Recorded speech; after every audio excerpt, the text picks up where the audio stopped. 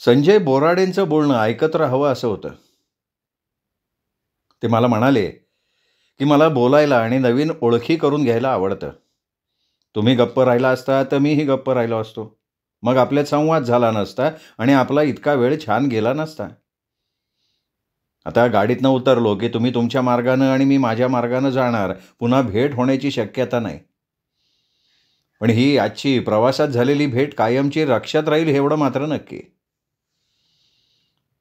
12:30 वाजता खांडव्याला पोहोचलो. रेल्वे स्टेशनच्या बाहेर संजय बोराडे आणि मी चहा घेतला. स्टेशनवर बोराडेंना त्यांचे 4-5 मित्र भेटले. ते सुद्धा उज्जैनला लग्नाला निघालेले होते. बोराडे मित्रांबरोबर गप्पा मारत बसले. मी त्यांचा निरोप घेतला.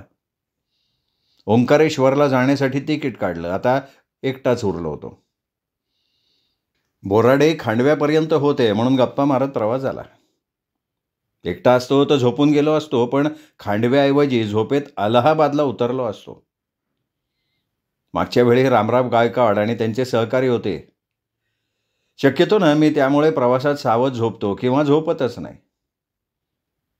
अकोला महू पॅसेंजर गाडीची वाट पाहत बसलो. प्लॅटफॉर्मवर कोणी एक महाराज खाली जमिनीवर बसून छान हिंदीमध्ये प्रवचन करत होते. अवतीभोवती 10-12 श्रोते कान देऊन कीर्तन ऐकत होते. महाराजांचा आवाज सुरेल. आवाजात छान चढ उतार. मी बसलो प्रवचन ऐकत. रात्री बरोबर 2च्या दरम्यान पॅसेंजर आली. गर्दी होतीच. कसा तरी दरवाज्यातनं आत शिरलो. नशिबानं जागा मिळाली. गाडीनं सिग्नल दिला. माझ्या समोर बसलेली 20-22 वर्षाची एक सुंदर मुलगी आपल्या आईशी छान हिंदीत बोलत होती. तिचं हिंदी बोलणं अगदी ऐकत राहावं असं गोड. हिंदी भाषा प्रत्येक प्रांतात किती वेगळ्या पद्धतीनं बोलली जाते नाही. प्रांत बदलला की तिचं स्वरूप बदलत जातं. आपल्याकडची हिंदी जास्त करून मराठी भाषा मिश्रित. हिंदी बोलताना सर्रास मराठी माणूस एखाद दुसरा मराठी शब्द बोलतो. अपवाद असतील पण ते कमी. पण भाषेचा जो गोडवा असतो ना तो त्या प्रांतातच. उत्तर भारतातल्या लोकांची हिंदी बोली आणि दक्षिण भारतातल्या लोकांची हिंदी बोली यात खरोखर खूप मोठा फरक आहे. थंडीचे दिवस त्यात मी दरवाज्याच्या जवळ बसलोय. त्यात दरवाजा सपशेल उघडा ठेवून 2-4 पॅसेंजर दरवाजाजवळ हवा खातायत. हवा चांगलीच लागतीये. मध्ये 2-3 पोलीस आले. वाटेत मध्येच बसलेल्या आणि झोपलेल्या प्रवाशांना नीट बसायला लावून निघून गेले. सनावद आलं. मागच्या वेळेला सनावदवरनं ओंकारेश्वरला गेलो होतो. यावेळेला सनावदला न उतरता पुढच्या स्टेशनवर ओंकारेश्वर रोड स्टेशनला उतरलो. घड्याळात आता 3:30 वाजले होते. नर्मदे हर हर म्हणत ओंकारेश्वरला उतरलो. अंधार अजून काळा मिट्ट होता. प्लॅटफॉर्मवर 100-125 लोक पथारी टाकून पडलेले. मी बसलो एका बाकावर. थंडी आता फार जाणवत होती. मी बसल्या बसल्या थोडा वेळ डोळे मिटून विश्रांती घेतली. उठलो. घड्याळ बघितलं 4:15 वाजत आले होते. प्लॅटफॉर्मच्या बाहेर पडलो. रेल्वे स्टेशनच्या बाहेर एका चहाच्या दुकानाजवळ 5-7 माणसं शेकोटी करून ऊब घेत होती. त्यांच्यात जाऊन बसलो. सगळे आपापसात हिंदीत बोलत होते. बोलणं साहजिकच माझ्या नर्मदा मैयाबद्दल. एक साधूबुवा बोलत होते. दिवसेंदिवस नर्मदा परिक्रमावासियांची संख्या वाढायला लागली आहे आणि ही खरंच खूप आनंदाची गोष्ट आहे. पण खरा परिक्रमावासी आणि खोटा परिक्रमावासी ओळखणं अवघड झालेलं आहे. केवळ 2 वेळच्या जेवणाची सोय होतीये. घरात मुलांची पटत नाही. या भावनेतनं लोक परिक्रमेला निघतात. सदावर्तीत मिळणाऱ्या वस्तू विकून संसार करतात. आईचं नाव घेऊन असे पैसे कमावणं योग्य नाही ना. अरे तुम्ही नोकरी करा, कष्ट करा, घाम गाळा, पण असं आयतं बसून खाऊ नका. त्यामुळे समाजात खऱ्या परिक्रमावासी साधू संतांनाही लोक तुच्छतेनं वागवतात. त्यांना ते ओळखत नाहीत. पण नर्मदा मैया अंतर्यामी आहे. चांगला आणि वाईट, खरेपणा आणि खोटेपणा यातला फरक ती बरोबर ओळखते. ती कोणालाही उपाशी ठेवत नाही. आई आहे शेवटी. लेकरांची काळजी घेते. कधी कधी कठोर होऊन लेकरांची परीक्षा घेते. कधी कृपेचा आणि प्रेमाचा भरभरून वर्षाव करते. ते साधुबुवांचं बोलणं आम्ही सगळे कान देऊन लक्षपूर्वक ऐकत होतो, अगदी दुकानदार सुद्धा. बुवा सांगत होते, माणसाने नेहमी वर्तमानात जगलं पाहिजे, पापाची भीती बाळगली पाहिजे, वाईट गोष्टींपासून दूर राहिला पाहिजे, भगवान श्रीरामाचा आदर्श नेहमी समोर ठेवला पाहिजे. परमेश्वराचं प्रत्येक अवतारात कार्य वेगवेगळं आहे. श्रीराम एकवचनी होते, एक पत्नीत्व सांभाळणारे होते, नीतीनं वागणारे होते. तर दुसरीकडे भगवान श्रीकृष्णांनी ज्या ज्या वयात जे जे करायचं काम ते ते केलं. नाठाळांना योग्य धडा शिकवला, भक्तांना तारलं, गरिबांना जवळ केलं. परमेश्वर हा नेहमी सत्याच्या बाजूनं असतो, शेवटी सत्याचाच विजय होतो. मनुष्य फार कृतघ्न आहे. चांगल्या दिवसात देवाला विसरतो, दुःखात देवाची आठवण काढतो. ज्या चुका करू नयेत त्या चुका पुन्हा पुन्हा करत राहतो. नरकात गेलेल्या माणसाला जर परत पृथ्वीवर पाठवलं तरी तो पूर्वीच्या चुका परत परत करेल. आज मनुष्य मनाचा गुलाम झालाय. मनाला वाटेल तसं जगतो, तसं वागतो. सारासार बुद्धी त्याला राहिलेली नाही. मनुष्य हाच त्याच्या सुखदुःखाला जबाबदार असतो. आपण फार भाग्यवान आहोत. आई नर्मदा मैयाचा आपल्याला सहवास लाभलाय. प्रत्येक माणसानं आई नर्मदेचा आदर्श नेहमी समोर ठेवला पाहिजे. तिच्याप्रमाणे सतत पुढे गेलं पाहिजे. वाटेत येणाऱ्या अडचणींवर मात करून पुढं गेलं पाहिजे, कारण थांबला तो संपला. आई नर्मदा अमरकंटकवरनं निघते, पुढे मिठी सागराला मिळते. त्याचप्रमाणे जीवनात आम्हाला कुठे जायचंय, काय करायचंय, हे आधी माणसानं निश्चित केलं पाहिजे. बाहेरून शरीराला शेकोटीची गरम ऊब मिळत होती आणि आतून ज्ञानाचा दिवा पेटला जात होता. मी मनोमन महाराजांना नमस्कार केला. आम्ही ज्या चहाच्या दुकानाच्या बाहेर शेकत बसलो होतो त्या दुकानाच्या मालकाचं वय अंदाजे 70च्या पुढे असेल. गप्पा मारता मारता महाराज म्हणाले, इतक्या भल्या पहाटे 3-3:30 वाजता मालक दुकान उघडतात, येणाऱ्या जाणाऱ्या लोकांसाठी शेकोटी पेटवतात, परिक्रमावासियांना फुकट चहा देतात. फार मोठं पुण्याचं काम करतायत ते खरे नर्मदेचे भक्त आहेत. तेवढ्यात 2-3 परिक्रमावासी दुकानात आले.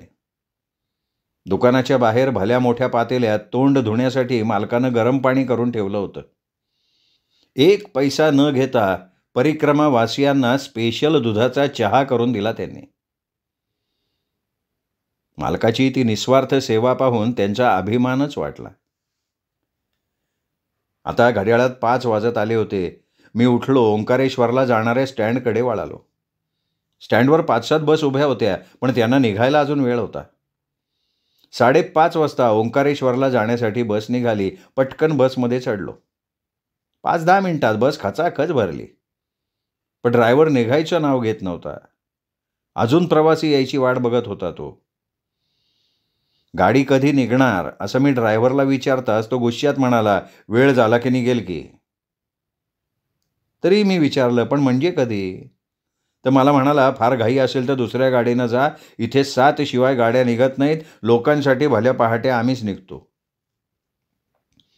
प्रवाशांवर उपकार करत असल्याची भाषा बोलत होता तो. पण मी त्यावर काही प्रतिक्रिया नाही दिली. बसमध्ये 75चे ग्रहस्थ चढले आणि सर्व प्रवाशांना त्यांनी नर्मदे हर म्हटलं. प्रवाशांनी त्यांना नर्मदे हर केलं. त्यांच्या हातातल्या पुस्तकांवरनं ते पुस्तक विक्रेते असल्याचं लक्षात आलं. आपल्या पुस्तकातले सुंदर सुंदर विचार त्यांनी प्रवाशांना ऐकवले. 1, जरा ध्यान न रखा तो सामान चोरी जा सकता है. जरा ध्यान न रखा तो सामान चोरी जा सकता है. पहले लूट गए उसमें आपका भी नंबर आ सकता है. सेठ जी के लड़के को कोई धोखा दे गया, 150 रुपए के जूते मंदिर से ले गया. कईयों के खो गए, कईयों के खो जाएंगे. जरा ध्यान न रखा तो जूते भी चोरी हो जाएंगे. तर दुसरा होता, आप 100 साल से ज़्यादा जिएंगे, ये बिल्कुल सच्ची बात है. आप 100 साल से ज़्यादा जिएंगे, ये बिल्कुल सच्ची बात है. बुढ़ापे का इंतज़ाम जवानी में कर ले, ज़्यादा अच्छी बात है. कमाई कम और खर्चा ज़्यादा करेगा, आखिर वो किसी का धन खा के मरेगा. बरसात का पानी और जवानी का पैसा वक्त पे न रोका तो अक्लमंद कैसा. अक्ल से पैसा और पैसे से पैसा वक्त पर ना रोका तो अक्लमंद कैसा. तर पुढे त्यांनी ऐकवलं, मनुष्य जन्म देने वाले माँ बाप को देवता मान नहीं सकता, वो मंदिर की मूरत में भगवान को जान नहीं सकता. मनुष्य जीवन पाके प्राणी जन्म जन्म के पाप धोते हैं, ऐसा उत्तम जन्म देने वाले पूजनीय माँ बाप होते हैं. माँ बाप बड़ों की इज्जत करना जान लीजिए. माँ बाप बड़ों की इज्जत करना जान लीजिए. सबसे पहला तीर्थ माँ बाप है, ये जान लीजिए. अजूनही त्या गृहस्थांनी खूप चांगले चांगले विचार ऐकवले. त्यांचं पाठांतर चांगलं होतं. वाणी स्वच्छ, उच्चार अस्खलित होते. वयस्कर असलं तरी चालणं ताठ होतं त्यांचं. चेहरा प्रसन्न होता. त्यांचं नाव पंडित गोपालदास गोवर्धनदास कथावाचक. 6:30 वाजता बस ओंकारेश्वरला निघाली. खिडकीला काच नसल्यानं वारा चांगला झोंबत होता.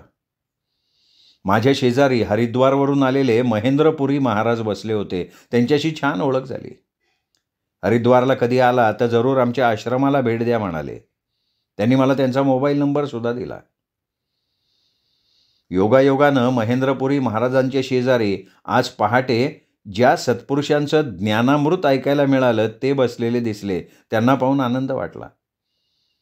त्यांची नर्मदे हर करत ओळख करून घेतली. महाराजांचं नाव नरेंद्र यादव, मूळचे जबलपूरचे, नर्मदा माईचे भक्त. त्यांच्याशी गप्पा मारून खूप छान वाटलं. अर्ध्या तासात ओंकारेश्वराला पोहोचलो. आमच्याच बसमधनं उतरलेल्या 2 मुली आणि एक छोटा मुलगा पुढे चालला होता. मुलींच्या हातात मोठ्या बॅगा. एक मुलगी थांबून मला म्हणाली, भैया बंद धरता का बॅगेचा. त्या मुलीच्या हातात मोठी कापडी बॅग. बॅगेचा एक बंद मी धरला, एक तिने धरला. ओंकारेश्वर इथल्या संत गजानन महाराज मंदिरात त्या सेवेसाठी चालल्या होत्या. त्या खास अमरावतीवरनं आल्या होत्या. थोडं चालून झाल्यावर माझ्या बरोबरच्या मुलीनं तिच्या बरोबरच्या दुसऱ्या मुलीला बॅगेचा बंद धरायला लावला. बरोबरच्या मुलीनं माझी फार आस्थेनं चौकशी केली. मी पुण्याहून इतक्या लांब आलोय याचं तिला फार कौतुक वाटलं. त्या मुलीचं नाव वसुधा. स्वभाव अगदी मन मोकळा. मला म्हणाली, तुम्ही पण सेवा करायला येत जा. संत गजानन महाराजांचे भक्त असले तरी त्या गोंदवल्याला अक्कलकोटला सेवा करायला जातात. सेवा म्हणजे त्या कलाकार आहेत, गायिका आहेत, भक्तिगीतं म्हणतात. सोबतचा मुलगा त्यांना साथ देतो, तबला वाजवतो. मला त्या सर्वांचं फार कौतुक वाटलं. मुली असल्या तरी त्या खूप धाडसी होत्या. श्री गजानन महाराजांचं मंदिर आलं, त्यांना आतपर्यंत सोडलं. त्यांनी माझे खूप आभार मानले. गजानन महाराजांना लांबून हात जोडले आणि पुढे निघालो. चालत चालत घाटावर आलो. घाटावर जाण्याआधी एका पाटीकडे लक्ष गेलं. सूचना लिहिलेल्या होत्या. नाव से जाने के लिए देर निम्न है. 1. इस पार से उस पार जाने पर 10 रुपये प्रति सवारी. 2. गौमुख घाट से मंदिर कोटी तीर्थ घाट तक 10 रुपये प्रति सवारी. 3. गौमुख घाट से अन्नपूर्णा घाट तक 10 रुपये प्रति सवारी. 4. गौमुख घाट या अन्य घाट से नाव बैठकर परिक्रमा करने पर 100 रुपये प्रति सवारी. श्रद्धालुओं, निर्धारित राशि देकर लाइफ जैकेट पहनकर नाव से यात्रा करें. नगर परिषद ओंकारेश्वर. आज्ञा से मुख्य नगरपालिका अधिकारी. खाली उतरून घाटावर आलो. भाविकांची बऱ्यापैकी गर्दी होती. आई नर्मदे, तुला पाहिलं आणि आपोआप हात जोडले गेले. बाजूला कपडे काढून नर्मदा माईच्या कुशीत शिरलो. तिच्या प्रेमात न्हावून निघालो. दूरवर सायरन वाजला. पाणी वाढल्याची ती सूचना होती. पाणी थोडं थोडं वाढायला लागलं. पाण्यातनं बाहेर आलो, कपडे घातले. कोणी एका भाविकानं आई तुझ्या काठावर तुझी पूजा केली, तुला उदबत्ती फिरवली, पाण्यात दिवा सोडला. मोठ्या भक्तिभावानं त्यांनी डोळे मिटून तुला हात जोडले. काय मागत असेल हा? नुसताच नमस्कार की काही मागणं? मी सुद्धा एक दिवा घेतला आणि नर्मदेच्या प्रवाहात सोडला आणि नर्मदा मैयाला प्रार्थना केली की आई, या दिव्याप्रमाणे तू सुद्धा आमच्या हृदयात एक दिवा लाव. हृदयात खूप अंधार आहे, तो दूर कर. आमच्या संतांनी सुद्धा देवाला काय मागितलंय? हेची दान देगा देवा, तुझा विसर न व्हावा, न लगे मुक्ती आणि धनसंपदा, संत संग देई सदा. संतांचं मागणं आणि आमचं मागणं यात किती फरक आहे? श्रोते हो, हा होता तिसरा भाग. चौथा भाग उद्या. तोपर्यंत नमस्कार. पण चॅनल सबस्क्राईब करा, ही एक नम्र विनंती. भेटूयात उद्या चौथ्या भागासह. तोपर्यंत नर्मदे हर हर.